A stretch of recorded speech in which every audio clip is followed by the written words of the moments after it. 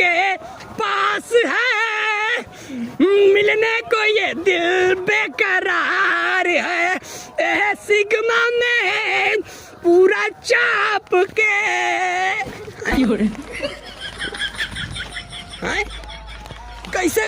कैसन घेरा घर भैया को? ए बाबा कुल गप्पर छुआ रे सही से। हां एकदम मतलब मार सही से रे कुल डंगर बस उड़ गया कि बाबा पूरा उठा कुल पैर छुआल मरे तिलक धरिया तो ही ना ले रे। हम जनले है ना, हम जनले कोनो गुंडा घेर लेना हमर डंगरिया हिले लगल। कैसे हिला लगल तो फिर से बताता है। कैसे पूरा ने हमर दे, लेकिन कुल गोजिया डंडा कैसे ले आल रे? वो भाई साकत रली है, साक कुछ खा गया थे। सिवनिया में भैंस कहां मिली रे? मिल गई नहीं है दूठे। अच्छा ई ढोला को आल रे? ई त हमार बहुत बढ़िया दोस्त रहला ना। और रे भैया ओ ठीक है। हां त कैसे ना बैठ। और राजा कहां है? ओए ओ माय, हमके राजा कत ज्यादा ऐसे ना लगा रे, ये हमके उलट के मार दी त हमार पीछे वहां से धुआं फेंक देब हम। अबे कुड़वा के मारा त बचला बस बचला। कैसे तू एक साइड ढोला कर ले? कौन गले रे? अरे कौन गले? रुक अरे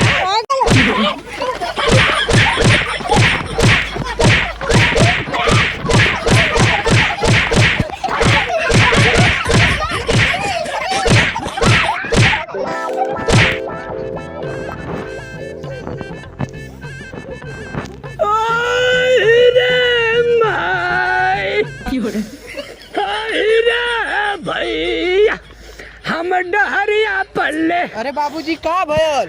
हाँ? गिर गिला का मरत रला के प्यार के आरत रला।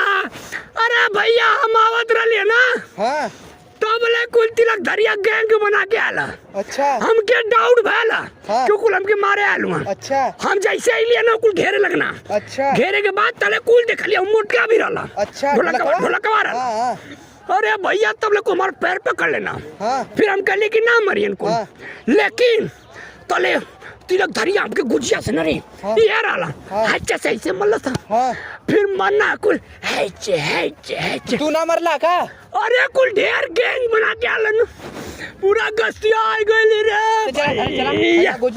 अरे मैया बाबूजी उठा। हमारे जवानिया उठा। आयु। अच्छा ये डंडा को मरना का? अच्छा अरे भैया हो भैया मारी तब मारे तक कुल हमारे। उठा बाबूजी। अरे मार चूरा भैया हड्डी हमार तू कुल ढेर मरने हुआ। अरे कैसे कुल गैंग बना के मार देना रे तिलक धरिया बहुत। अरे हमके गस्तिया होता राजा दवाई के चलबा का? गस्तिया होता। अरे भैया अरे ओके बुला के लिया के ओके बुला के लिया पिंडुआ को बुला के लिया। अच्छा बुला लिया।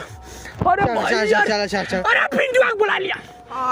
ये बप्पा का आएगा ई का बनो? अरे ये बप्पा हमके कुल मारत तब हम देखली ह 4-5 ठे लइका भी ले रहल साथे आवत रह। हम तो पूछली तो कहत जाती भैंसा हां ले रहला। अरे बाबूजी तो ये मरना।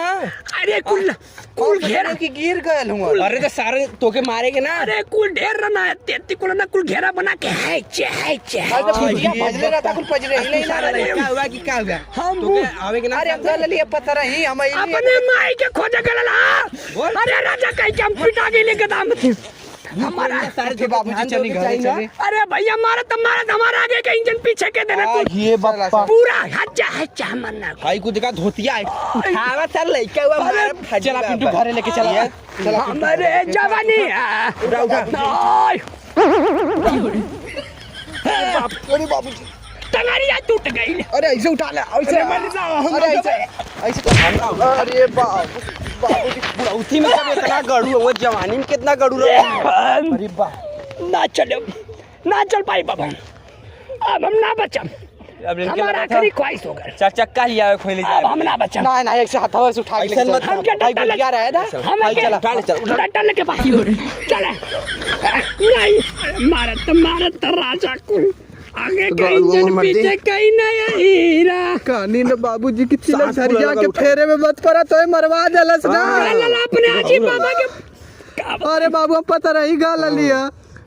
तो के और ओदी तिलक दरिया तो दारू पिया देलस तो तू बड़ा खुश हो गिला। सही कहत बे। ई बढ़ौती है देखा लगत अरे, 100 ये किलो कर कोई मारना दुश्मन है, तिलक दरिया तो मजा ले बदे ना ले उठा के लेके चली। और सही कहत बे। छोड़ दे बाबा छोड़ दे बाबा हमके दुश्मन कहला था दुश्मन ना वे नहीं हम नहीं उसे मिलल ना वे। तोरे नहीं यार हमहू के एक बार घेर के मरोइले रहा तो सही तबे हाँ, हां तबे छोड़ देनी हम। अरे कुल छेरी भर करना कुल छर्रा पैदा रहना जैसे घेरना कुल हाय मार हमके दुश्मन को तो छोड़ के मार के चल जाए उठाओ। हां अरे बाबूजी दुश्मन। गड़ू आई चली घरे दवाई उवाई तेल ओल पताओ। चल चल मार एकदम बेहया हो गल मारना पहिना छोटा सा लइका। नमस्कार भैया सभी भोजपुरिया सौदा समाज के पैर छू के प्रणाम करतानी भैया आशा है कि आप मस्त होबा तंदुरुस्त होबा।